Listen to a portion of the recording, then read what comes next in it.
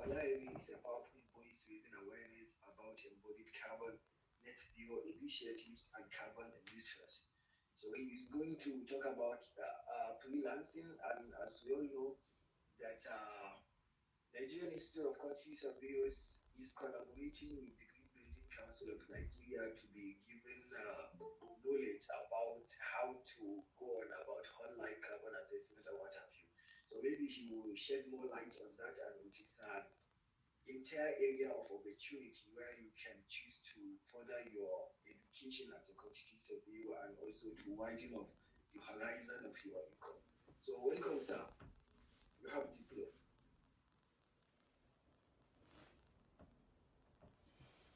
Yeah, can everyone hear me? Yes, we Hello. can. We E- can hear you, sir. You can share your We hear you, screen. sir. And we want you to share your slide also. Thank you. yeah, actually, I'm just talking off from top of my head, and I don't have a slide, but I have some notes which I've penned down. I'll just be speaking off through that. But during the presentation, I'll be sharing some of like a portfolio as part of what I do when it comes to freelancing. Okay. Good morning, everyone. It's an opportunity to be here. I'm a quantity surveyor by practice, and I'm very honored to be here. Thank you to the organizer, that is Juliet. I appreciate your honor to be for the invitation. So I remember my own name is Olaimi Usman. I practiced quantity surveying for 5 years in Nigeria before relocating to the UK, and I did my master's degree in University of Northampton as stated, and what I focused more was BIM and sustainability because that was my passion.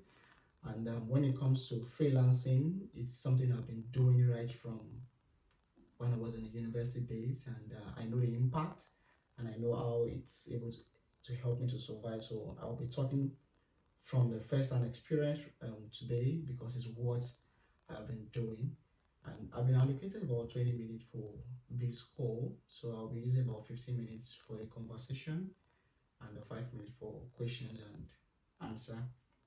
Okay, and if you have a question within the call, please you can just hold on at the end of the call. So first of all, I'll be talking about what is freelancing, and this is not a new word to most of us. We are aware of what it is. So I'll be breaking it down for us to have easy connections while I'm conversing. But I'll be relating it to quantity surveyor. So freelancing is just a way of doing things outside your day-to-day activities. So sometimes you might do freelancing for a known client, and sometimes you might do freelancing for a new client. So in order for you to keep your freelancing profile well, you need to have the good reputations, and you need to know the day-to-day things that you as a quantity surveyor. So why are we going to freelancing? The world is more of global right now. You can be in a corner of your house working for a client in the United States. You might be in the corner of your house working with someone in Australia based on the time differences. So freelancing is highly flexible. You can choose to work on your own time, and it helps to maintain the work-life balance relationship.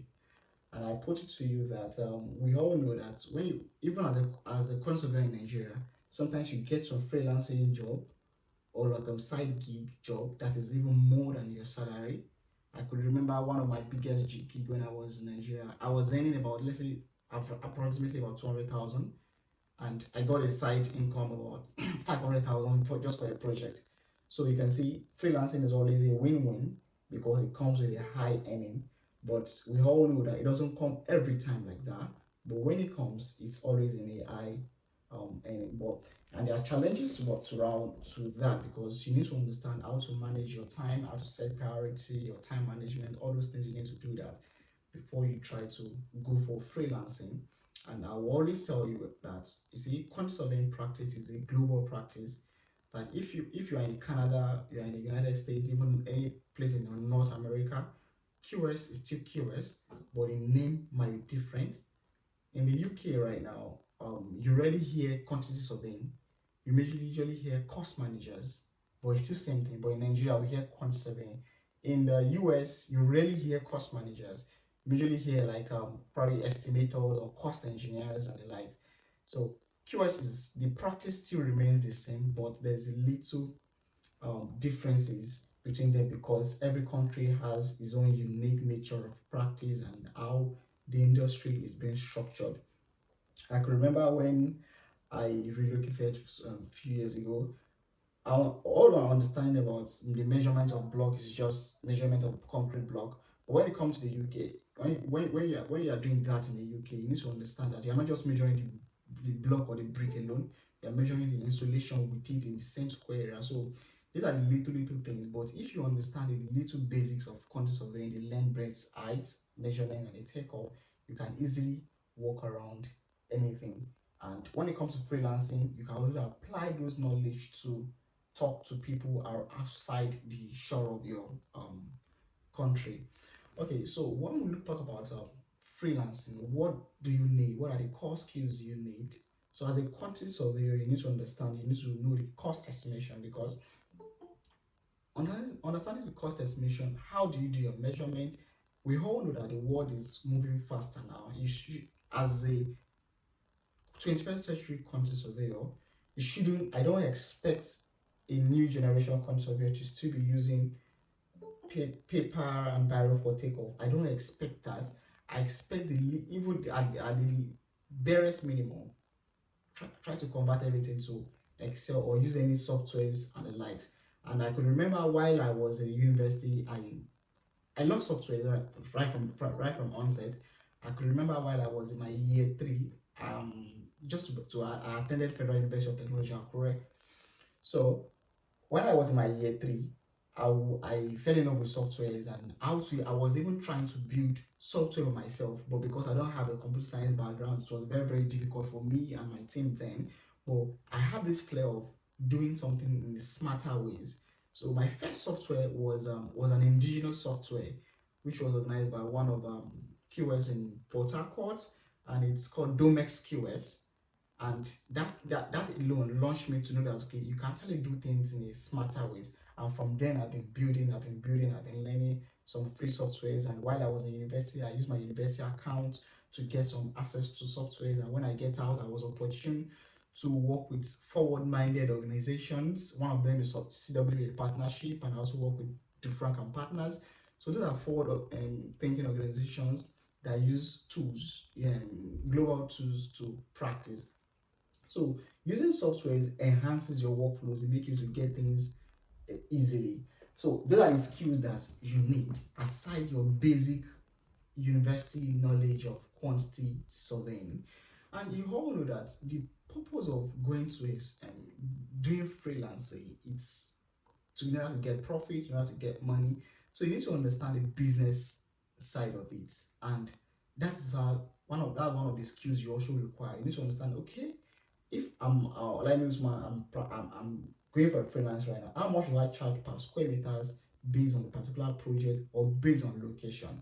And we all know that okay, putting all those prices makes you know that okay, your time you are spending on a project is equivalent to whatever you are getting. I could remember while I was still in Nigeria then I was when I do a freelancing job for people, I was charging about £15 and $15 per hour.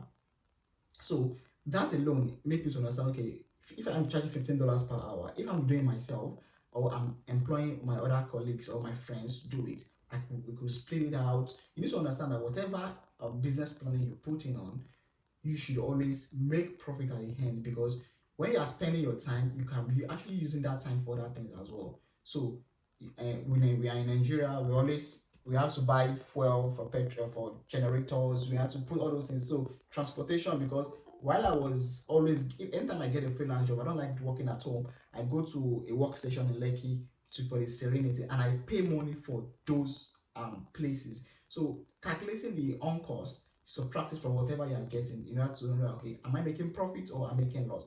It's not all business you are going to make profit. Some business you just want to create a relationship, which is very important. So you need to understand how to negotiate. That's one of the soft skills you are required. And one of the skills you require when it comes to freelancing is more of adaptability and self-motivation. You see, the only person that can make you better is just you. You can just I can just people might just talk to you and motivate you for like 5 minutes, but in the next 5 minutes, if that motivation is not still in, if it doesn't come from you, it's going to die down.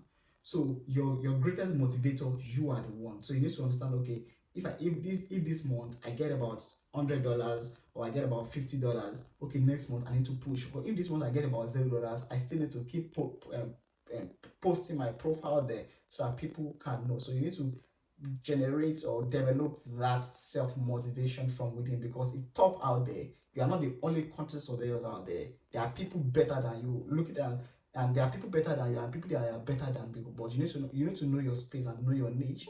Majorly, these Indian guys are very, very good when it comes to anything. Majorly construction, cost estimation, they are very, very good. So you need to understand that what are the added advantages that we have in Nigeria. We are resilient. So that's one added advantage I always know that we have.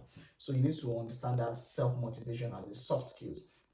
So if you are going to get started as a freelancer, what are the things you need to do? I understand that except you're a student, yeah, you're a student in your second year, but as a student from your third year, you need to start documenting your journey, you need to start documenting your portfolios. My first portfolio was when I was in my 400 level, and it might be a shabby portfolio, but at least I have that at the top of my mind, at the back of my mind, that okay, I'm already documenting whatever I'm putting down. If you've been following me for quite a number of years now, you know that I document my journey as I grew in my career path. So you need to have a portfolios that you can show. You can easily tell people that okay, this is what I've done, this is what I can do, and this is what I'm good at. Because you might not be there. Portfolio is just like a visual CV. You might not be there for people to for you to talk more about yourself, but what you've done, what you've posted online, or what you've shared, especially in a portfolio pattern, can easily make people to relate or perceive what you can actually do.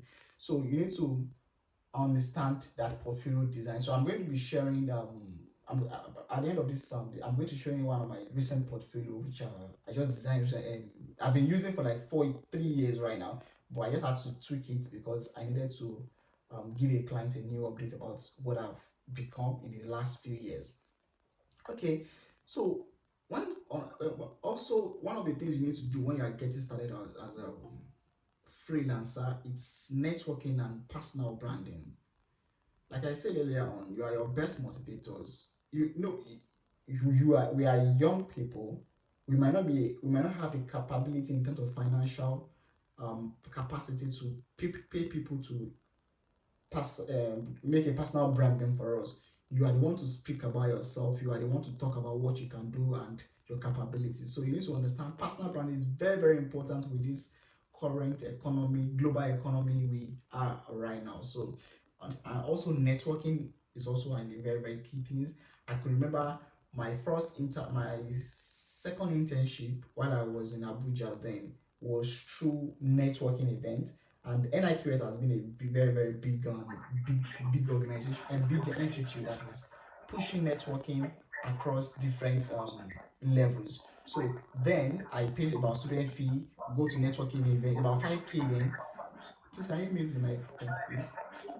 Go to networking events, meet people, talk about what your interests are and what you can do. And I could remember my one of my networking event where I first met QS Laimi Shonobi was in Enugu State, and then I went from Lagos with bus about how many hours trip just for me to go meet people and actually present my ideas about technologies and PIM and the like. So we need to take networking as a very, very big thing. As long as you want to remain in construction industry or you want to remain relevant in this current world, networking is very, very cool.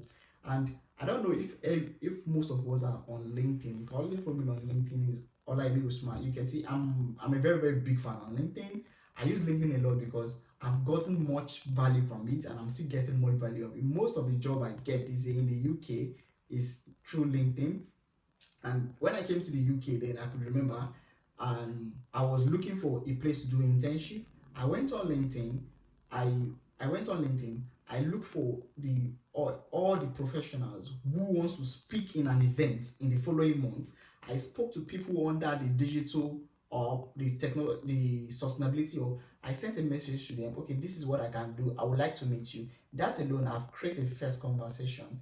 That I didn't create a first conversation that I need a job. No, I created first conversation that I would like to meet you. You have been doing something. You have to hype people for them to feel comfortable with you. You can't just go to people, hey, I'm looking for a job. No, you don't do things like that. You need to create an initial conversation. So doing that, I was able to create an initial conversation with some of the speakers. Some of them, few replied, many did not reply.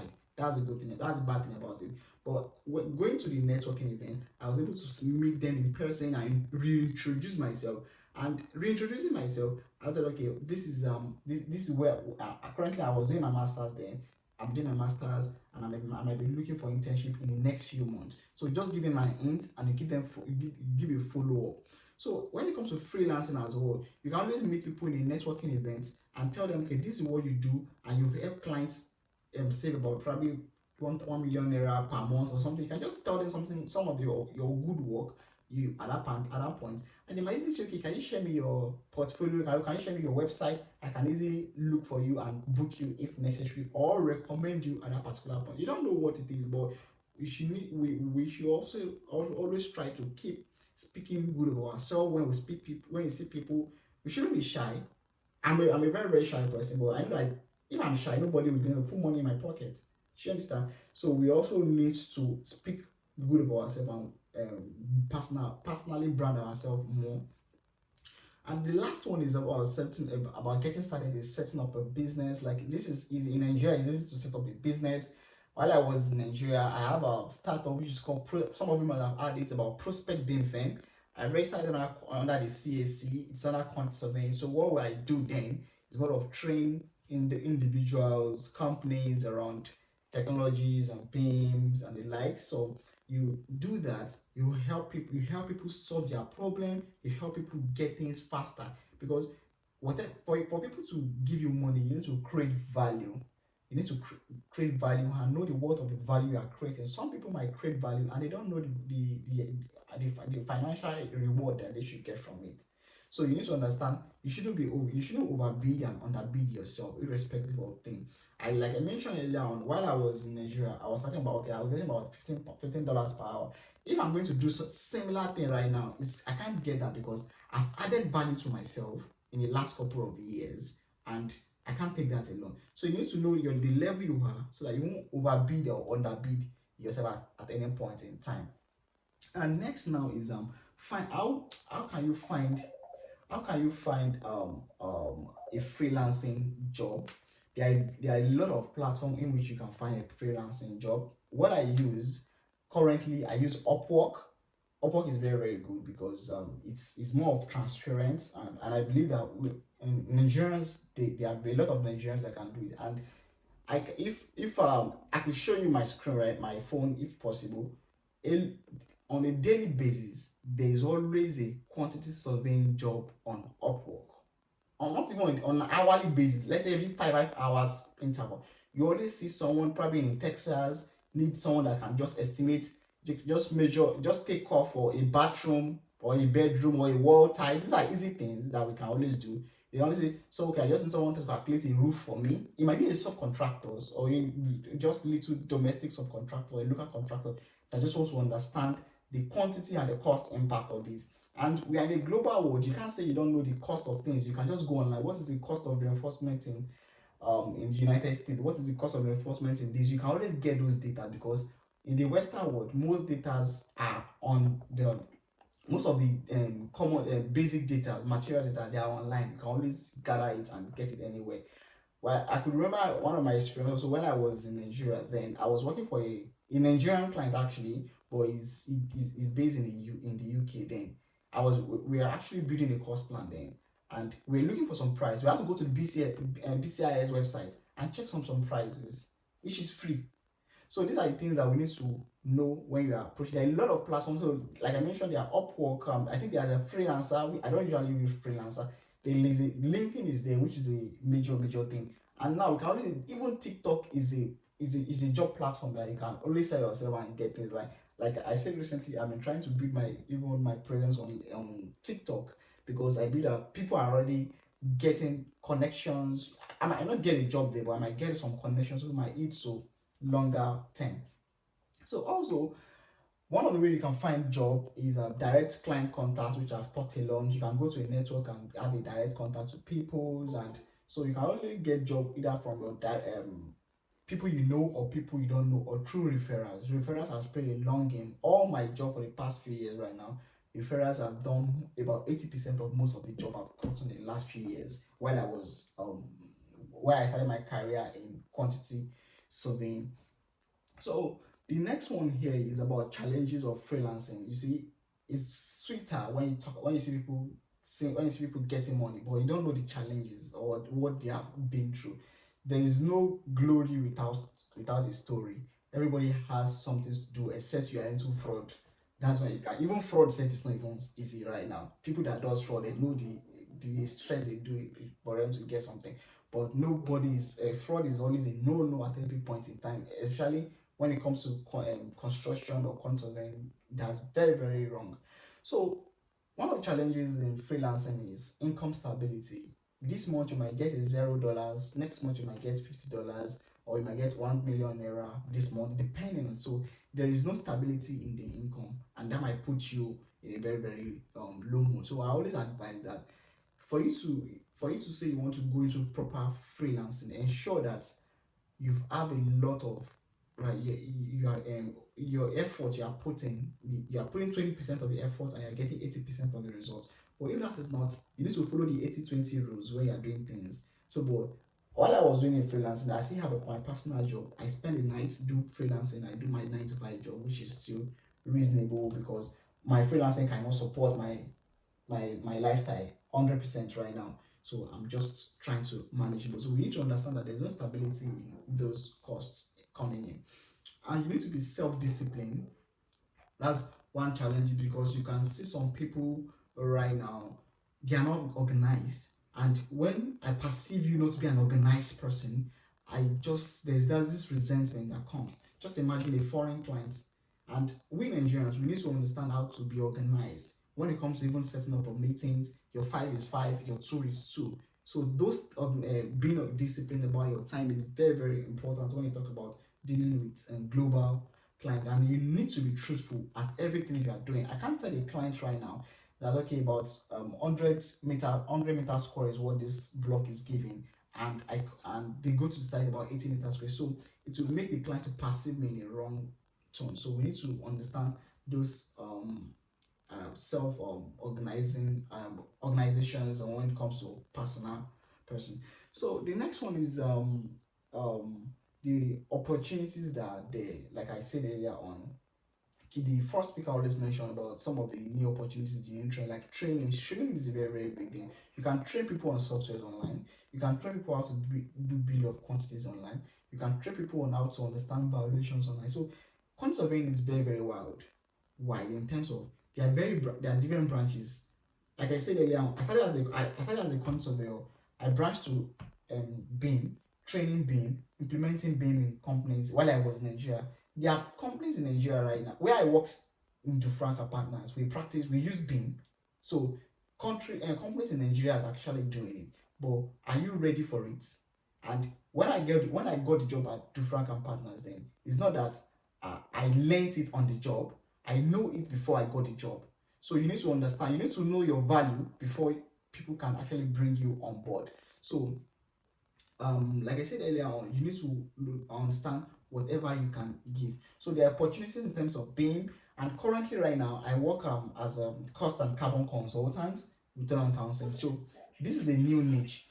Every every networking event I go to, or most of the hot topic in the world right now is sustainability. How can I be environmentally sustainable? How can I be economically sustainable? And how can I be socially sustainable?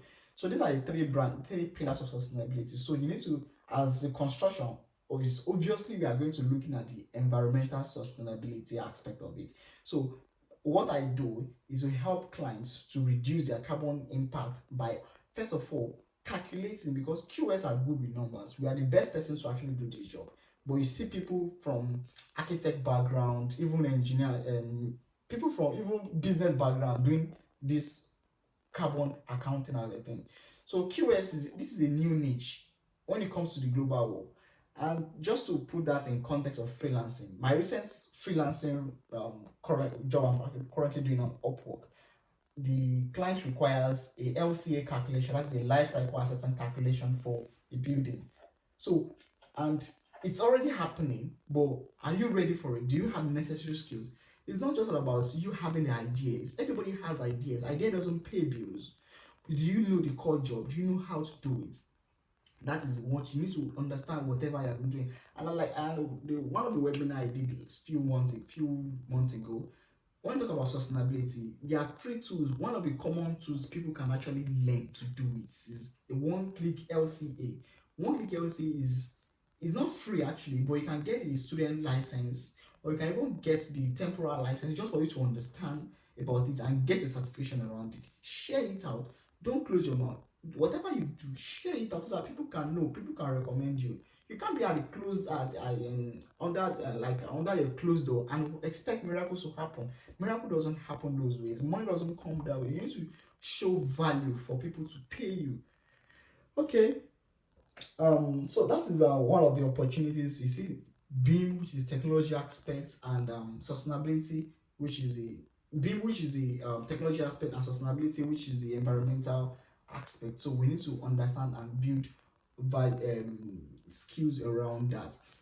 So without I really want to show you one of my recent portfolios, so you could see. I hope my screen um yeah was just hope I get this right because I don't usually use Google Meets. I'm good with Teams, Microsoft Teams. Um, can you see my screen now, please?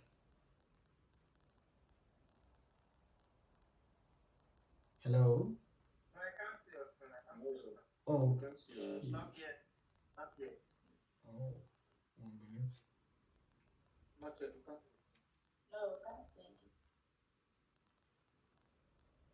Okay, I don't know, but we just don't know why it's not popping up. But I can just share it within before the meeting runs finish. I'll put it in the chat box or I will share it depending on the requirement. So to sum it all, freelancing is a big deal and we need to tap into the global economy right now. And as a quantity surveyor is, I'm always grateful to God that I did quantity surveying. Though I don't know if I'm going to be doing quantity surveying for long, but I'm grateful that I started my career there because quantity surveyor is a profession that widens your knowledge around different approaches. And like I mentioned in one of my webinar last time with someone, opportunities in the sustainability realm. In the UK, I've worked as a sustainability project quantity surveyor. I've worked as a sustainability advisor, and currently I'm working as a cost and carbon consultant.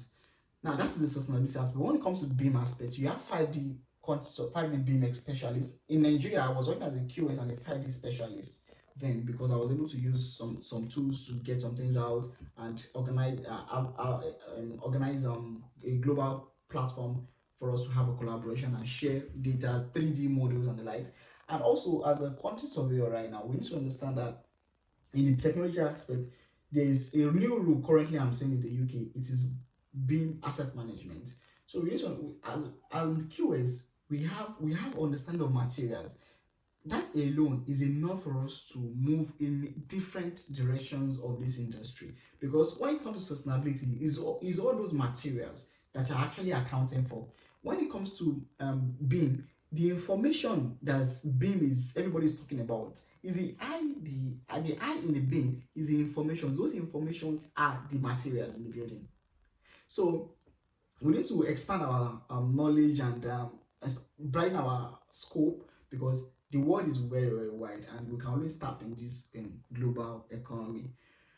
So thank you for listening, and if you have any questions you can just share it now, and if you have anything else you can just reach out to me on LinkedIn and I can always give you advice as as far as I can do, because I'm still a young professional as well. I'm opportune to see opportunities and maximize opportunities effectively within a short period of time as well. Okay, thank you for listening once again, and I look forward to your question.